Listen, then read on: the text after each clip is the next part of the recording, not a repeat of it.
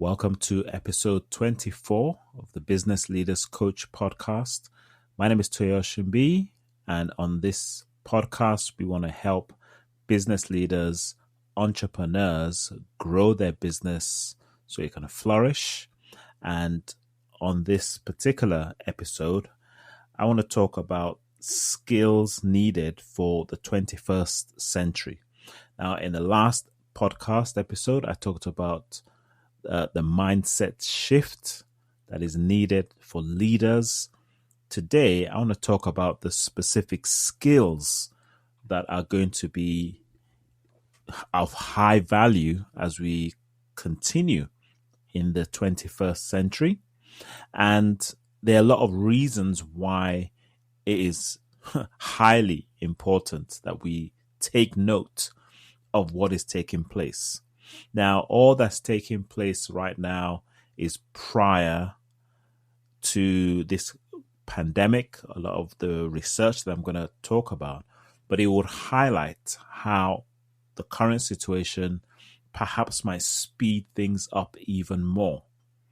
But first of all, let me just give you a bit of an idea around why this is important and something that really helped me to take this seriously and why I am pursuing this podcast, this idea of creating this platform to acknowledge, to educate business owners and leaders, because just by chance, one of my strengths is just as a learner is I just love to read. I just love to research.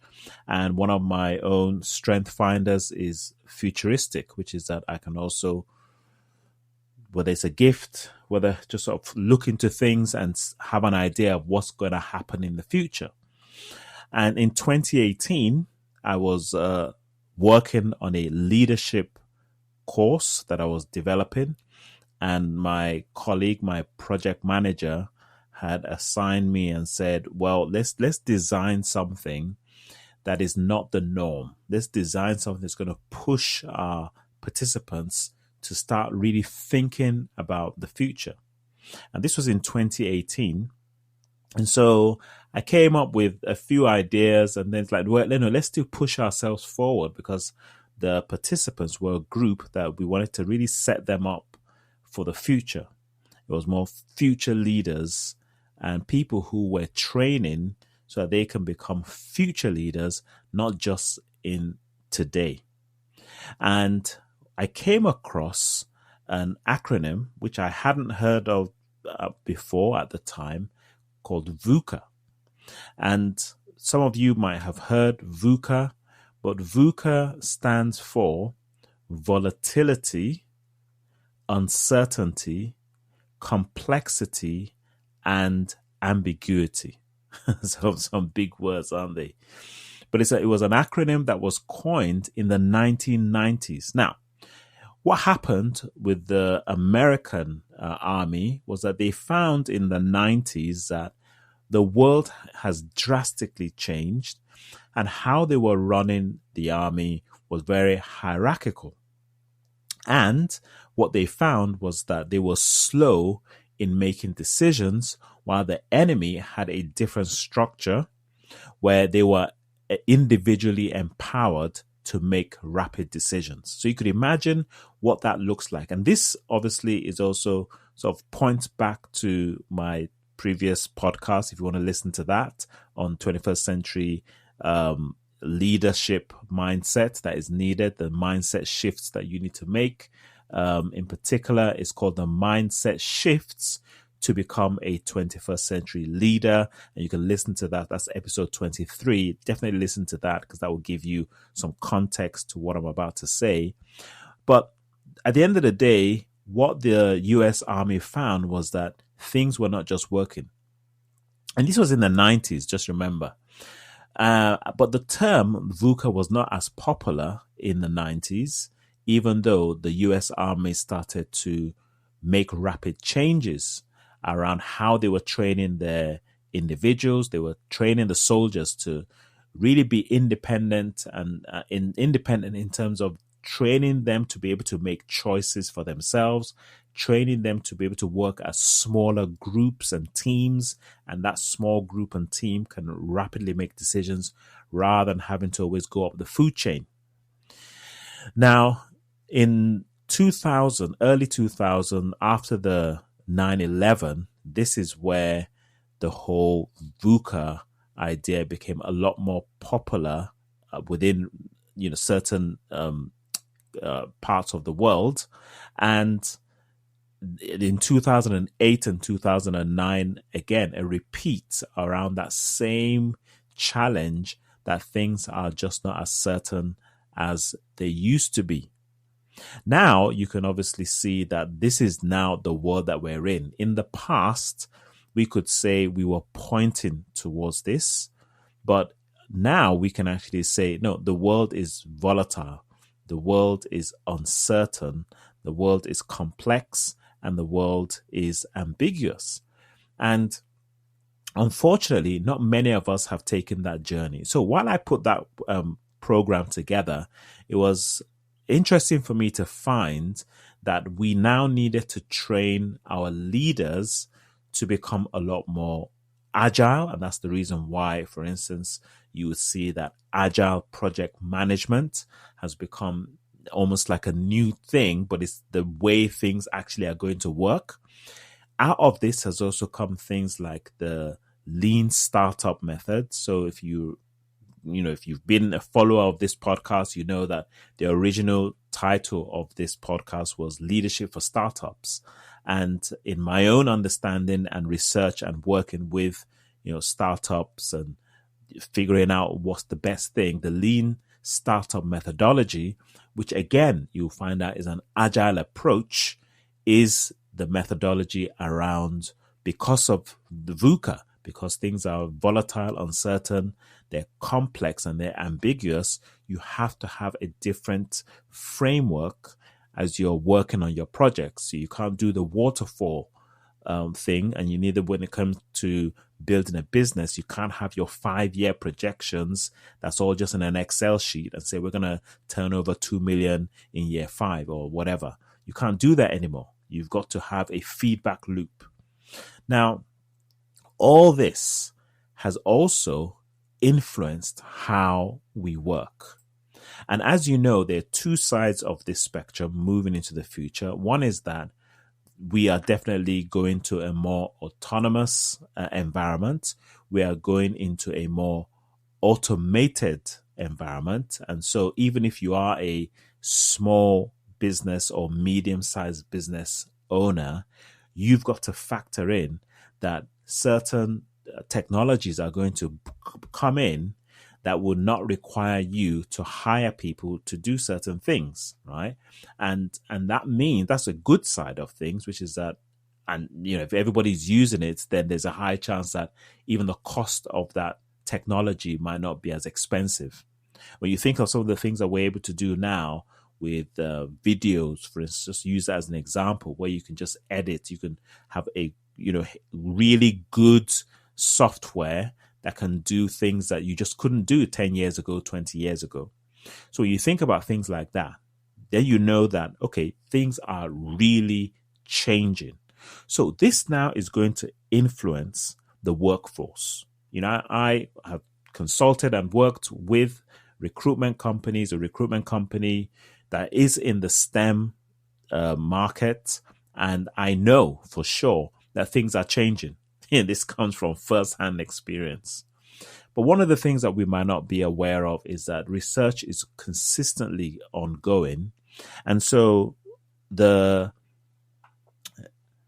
World Economic Forum, what they do yearly is that they try to figure out what are the skills needed in what they call the fourth industrial revolution.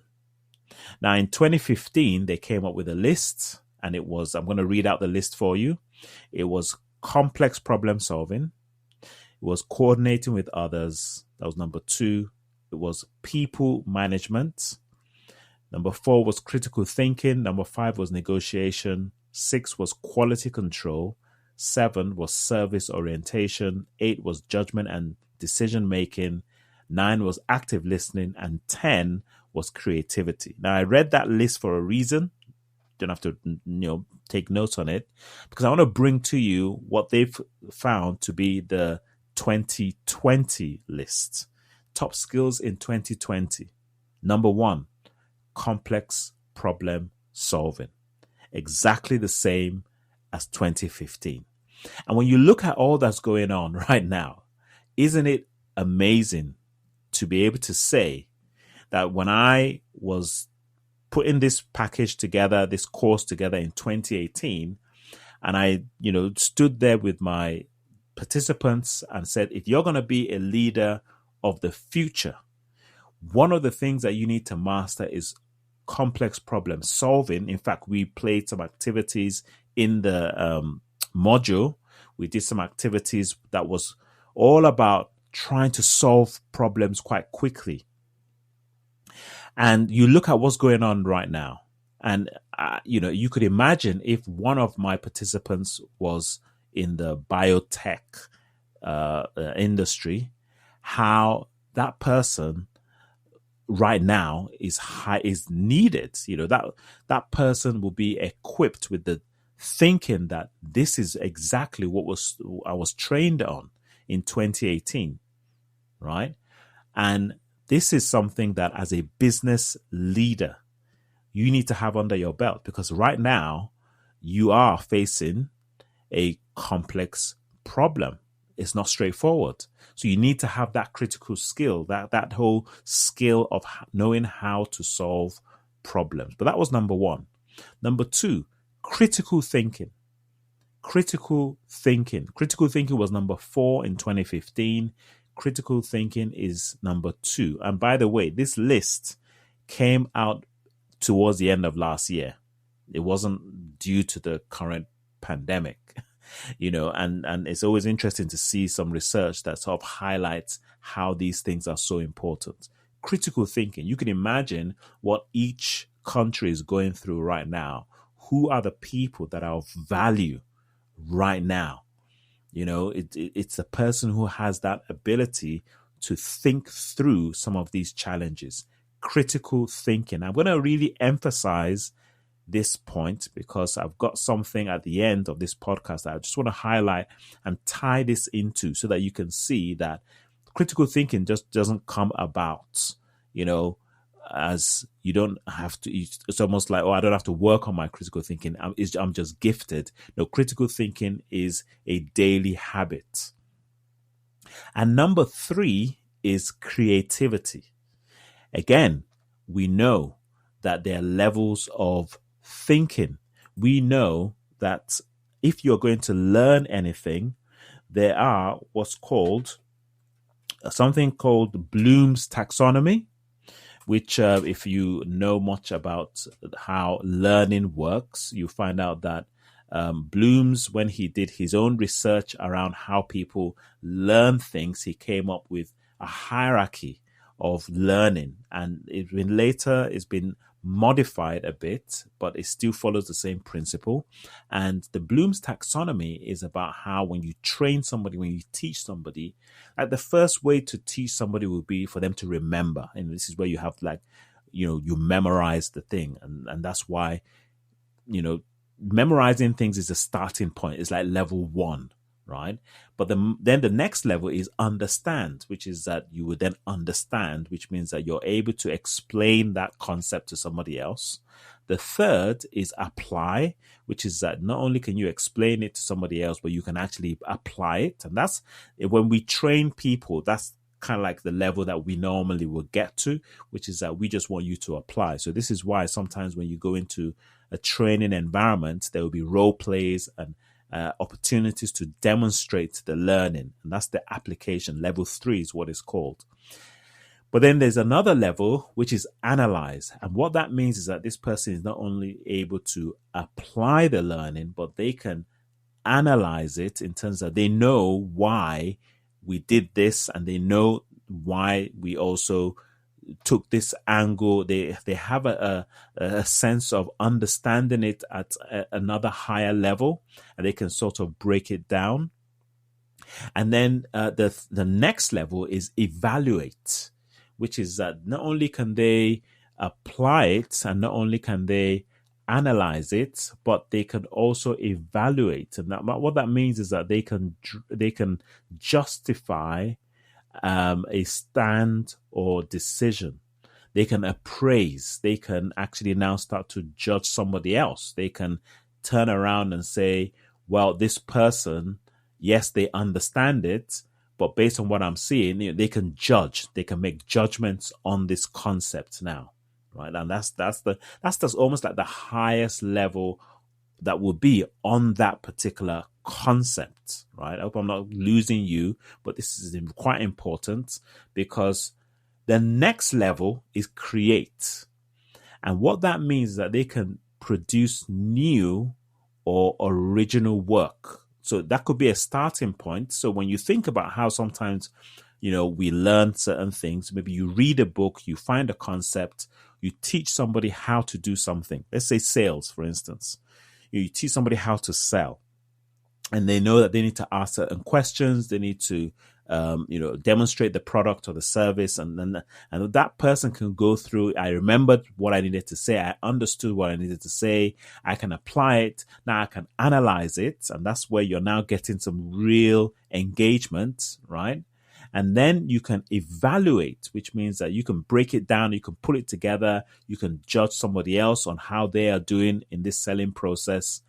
But it takes another level to be able to create your own methodology around how to sell. And this is where I'm getting to, which is that's the skill that is now going to be needed in this 21st century. People who not only obey the orders, but they can come with new solutions. And it's interesting because in this current situation, when I speak to some of the managers and leaders that I work with, one of the things that they've come back with is that, Toye, I need people in my team to come up with, guess what? Solutions. That's what they've said. I need them to come with some problem solving ideas. It's not just me just feeding them. Well, are you that person as well? Because that's the main thing we're talking about here, is that we're all going to need to start thinking through some of these challenges that we're in. That's number 3. Number 4 was people management. Again, people management, it has always been a critical skill. And perhaps now, because most companies have gone remote, most people are realizing that, no, this is an essential skill. People management. Now, my philosophy is that really you can't manage people, but you get the idea. You can influence people, you can inspire people, you can engage with people. That's all what you can do.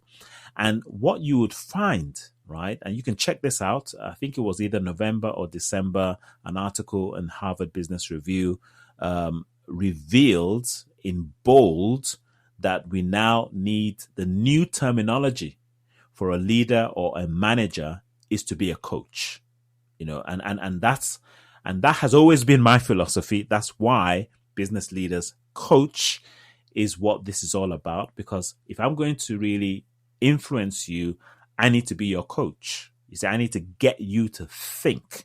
I need to get you to understand that if I can influence your thinking, then I'm doing my job, because it's all about empowering people now to make decisions for themselves, because that's where the authenticity is. That's where the ownership is. And it is no longer the hierarchical structure where I tell you what to do and you don't really think it through and own it. You just do it.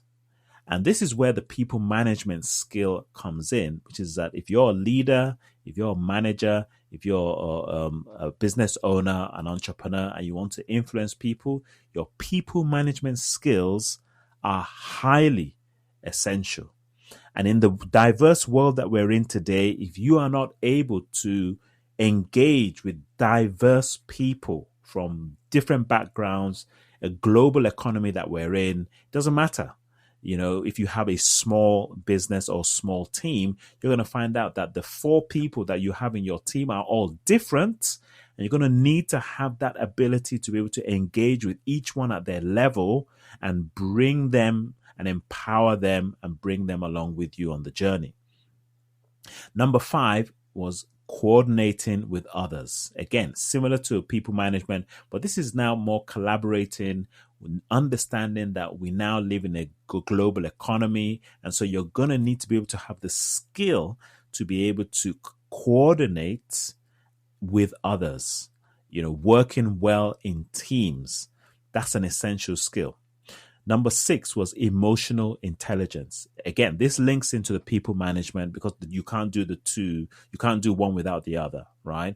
In my training, I've always drawn 4 boxes, and I've broken down emotional intelligence based on Daniel Goleman's book, Emotional Intelligence. Not his book, more of his research that breaks emotional intelligence down into self-awareness, self-management, social awareness, and social skill, which used to be people management, but now just to keep it all SSS, people management, it was social skill.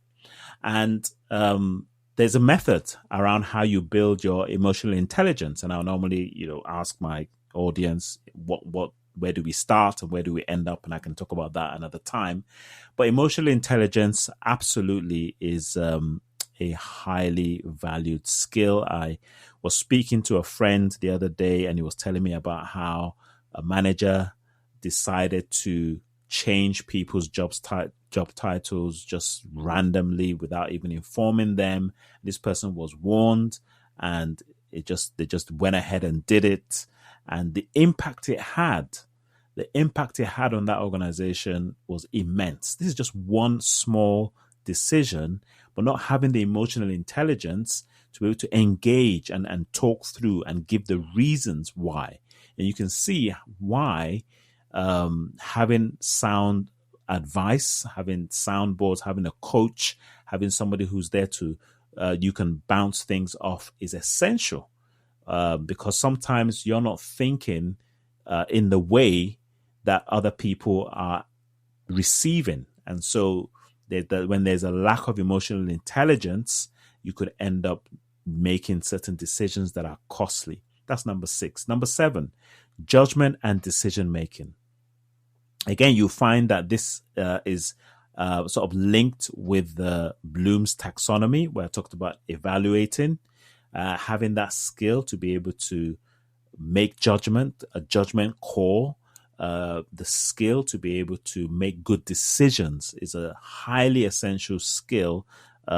There's a book called The CEO Next Door, and it's based on interviews with top CEOs, and they found 4 key behaviors, and one of them was decision making, knowing how to make great decisions.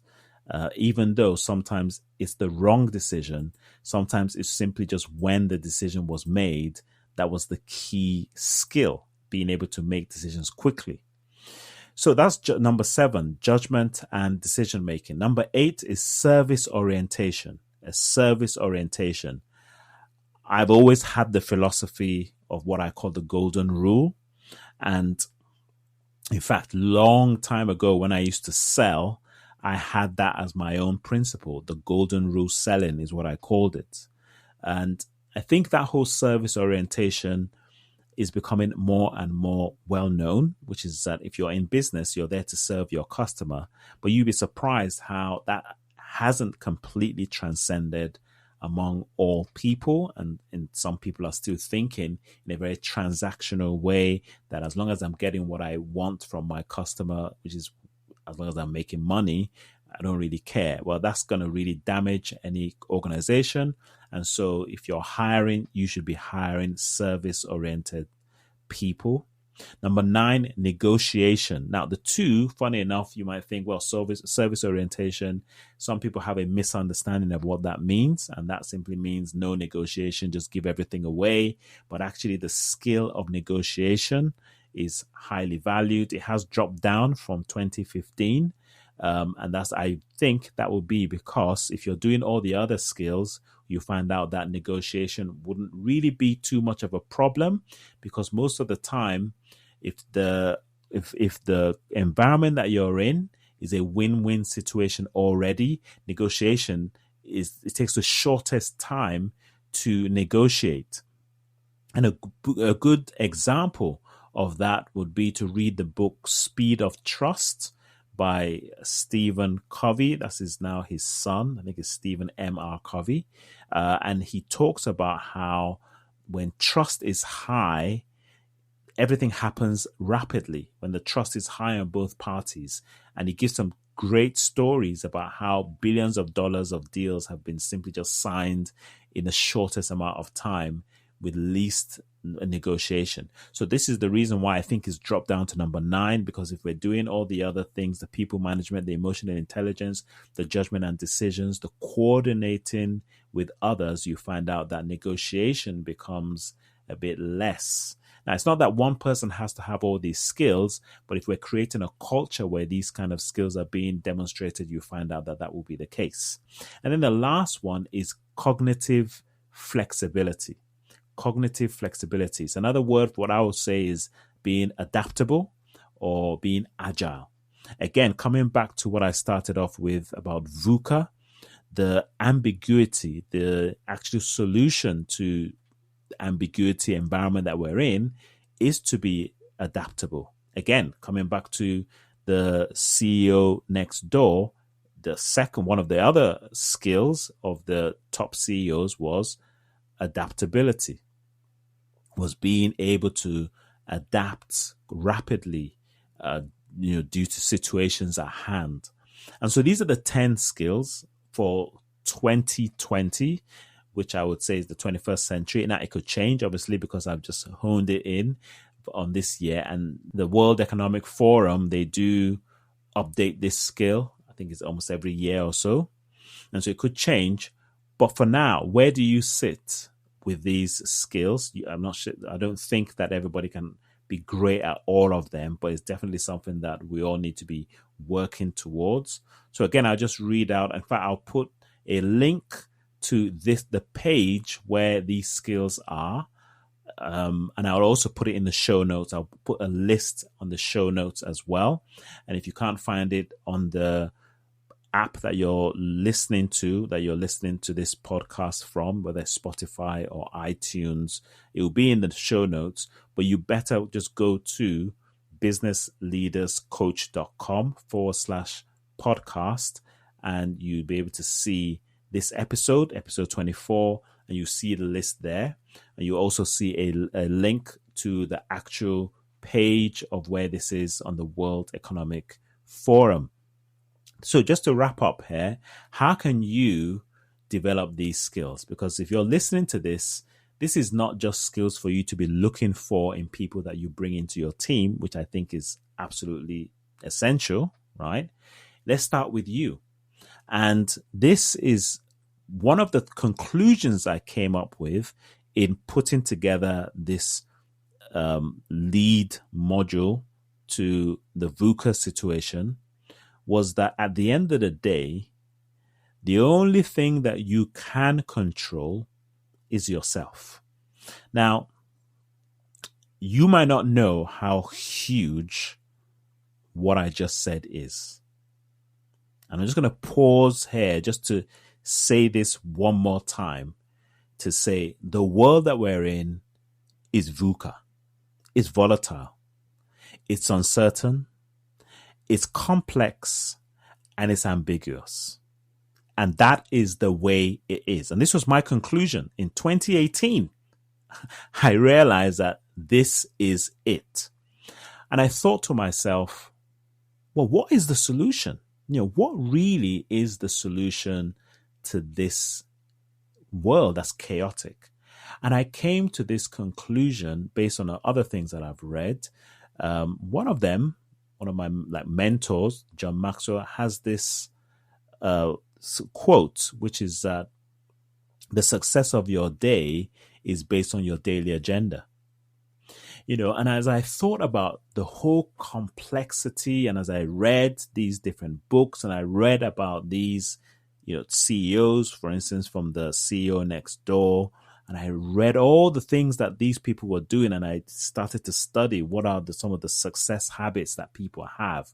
And I came to the conclusion that it was simply a daily habit of taking control of the day. And you can, just do your own research. You find out that that will be the consistent thing. Even some of these army officers have written books, and you find out that when you get to the nitty-gritty of it, there's actually a book called Make Your Bed by Admiral William McCarven. And again, it's a similar sort of mindset that what you find is that you need a daily habit that actually just puts all things together. So what would I recommend to be the solution? And this is the conclusion to my VUCA response was 5 daily habits. Every day, just think through, connect the dots around why you're doing what you're doing, whether it's your purpose, your values, your mission. Just have a sense of purpose each day, right? Then plan 1 or 2 or 3 things that moves you forward in the direction that you need to go. 3, do the thing that you've planned to do, and try and carve out time so that you're not distracted by those 3 things. Then number 4, which is perhaps the most essential part, is reflect. Reflect on that day, because your reflection gives you insight. And this is the part where you begin to take control of your emotions, of how you felt, what went well, what didn't go well, what could I have done better, things like that, those questions. But what it would do for you is that it will give you a sense of, at least I have an idea of where I am at. And based on some of these questions, they would do a few things for you. Number 1, they would engage you to become self-aware, which is emotional intelligence. Number 2, if you ask yourself the question, what could have gone better? That would help you to be more creative, even if the thing that you did that day was awesome. Even if you got first place and you still ask yourself that question, what could have gone better? See, you're pushing yourself into a realm where you're beginning to start thinking more creatively. Or what could have gone better? Your problem solving. You whatever it is that you were working on with your team or whoever, you're beginning to start to see the link about, okay, I can start thinking, I can problem solve, right? Then there's also, who did I add value to? Who did I add value to? This is where we talk about service orientation. You're thinking, okay, how can I add value? Is this all just for myself? Or you think about people management. Am I adding value to my people? You're thinking about coordinating with others. Am I engaging with my people?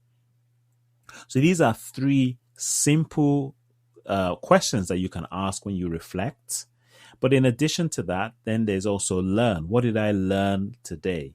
It's a simple question, isn't it? A simple question. And that actually, it brings in that whole adaptability, that cognitive flexibility, where you're now beginning to, you're intentionally thinking of, what am I learning and what am I building on? So the 5 core daily habits, they are designed for the 21st century person, leader, entrepreneur, manager, whoever it is, that if you can just practice those 5 daily habits daily, right? And if it'd be nice if you write 1 or 2 things down, because that's why we've got the planner. This is going to help you in ways beyond what you can think. And as I said, it's a simple thing, and I'm really pushing this because the simplicity of it is what makes it, you can easily ignore. Now, there's a deeper version of it, which you can come onto the webinar that I've got, and I'll explain a bit about how that works. And you do need to have more of a productive mindset about, your projects and your processes and your tasks, and have all those things in place in order to make the most of that planner, those 5 things. If you haven't got those things quite aligned, then your thinking might not be so on point. So that's another thing that you can really think about. But at the end of the day, even if you just tried it for the next few days and then just come back to me, leave a comment, email me at toye@businessleaderscoach.com and just tell me how it's going, that would be brilliant, because I think that is what you need to begin to take ownership of the chaotic world that we're in. So how can you get hold of this planner? It's free. You go to businessleaderscoach.com/core5. That's CORE5. And then go to that page. You can watch the short video that's there. Or you might get to a page where it just explains what it is, either one, and then just put in your email and your name, and we'll send it to you right away, and then begin to put that into practice every day and see how you are actually now building on these skills. You're working on these skills, and you're actually going to be more effective as a leader. And the best thing that you can do, here's the best thing that you can do. You've got a team. The best thing that you can do is to cascade that same thing down to them. And then you can now begin to start having conversations. So what's happened? What's your plan today? And that person would, say what it is. And then as in their own reflection, they would ask themselves the question, what went well? What could have gone better? And this is the organization of the future that we need to build. And I've said this several times wherever I go, that the organization of the future is a self-managed organization, which is that individuals in this organization understand that they are responsible for their own choices. And you cannot have an organization that is going to be moving into the future without that as its ethos and without majority of the employees having that awareness. So I hope this has helped you. If this has helped, please leave a comment. Please go to iTunes. Please rate this podcast and share it with whoever needs to hear this message. There'll be more podcasts coming up. If you also go to businessleaderscoach.com, I'm also recording videos now. So that's why there's been some gap in between these podcasts. But in the next few weeks, you should see more consistency around videos and podcasts, because now is the time for me to really be your coach.